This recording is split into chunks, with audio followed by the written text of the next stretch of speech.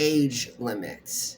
And so I'd say that like half of all of our life is just waiting to be some age and or waiting for that age to pass or come so that we can move and do other things or have the opportunity to do less. And so thanks for watching the videos. I really appreciate it. I truly do. And right now, as promised from last night's video, I want to talk about age limits on executive office or presidency of the United States. And so I think it's long overdue.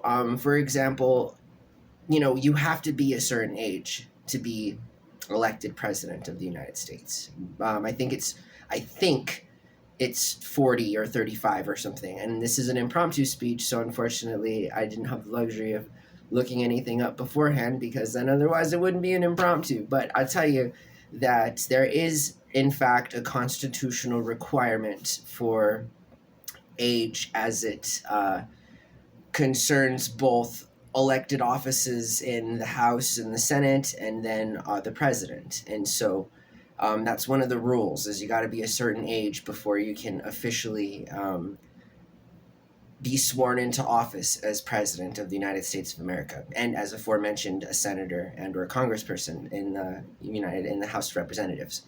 And so as I go into the year longer, and it is a presidential election year, by the way, I am keen on moving forward in the future with sort of a platform that strictly stipulates an age limit on the presidency. So I think it'd be fair to say that if you're older than 65, you probably shouldn't be the president. I mean, and these are, with all things considered, just common sense regulations, right? I mean, it's a conflict of interest when our president is old enough to be our great great great grandpa. I mean, again, it's not the guy himself, it's not the party itself. We can make things up as to who we're going to blame all the time, but it doesn't change the fact that the guy is super old, and so is the other one, and they were before too last time. I mean,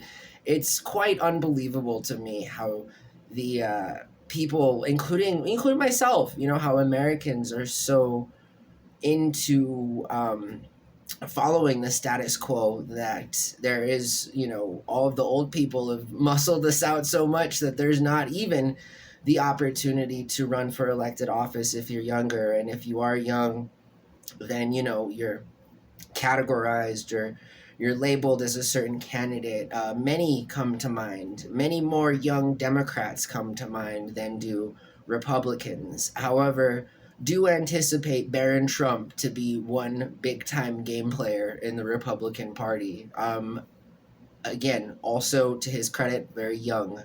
And I think that's where the country's headed in the future. I think that it is time to perhaps make an amendment to the Constitution, which is what it will ultimately require, stating that, again, you can't be older than 65 before you get sworn into office, because otherwise the conflict of interest is so pervasive that will never get anything done. There will never be an opportunity to have positive change on either side of the aisle. And political gridlock is not only super boring, but I'd argue just un-American. I mean, again, to sit back and do nothing instead of actually making change is a decision that people in their 80s make, and it really is unfair, because they don't have as much time left as do the rest of the world, and the policies that they make will in fact impact all of the people they leave behind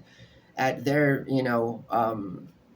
end of life. And again, it's just, I don't know how we can continue to recognize things as being unfair and yet justify them as somehow being okay because that's the way it is. It's simply not. It's not. It doesn't have to be this way.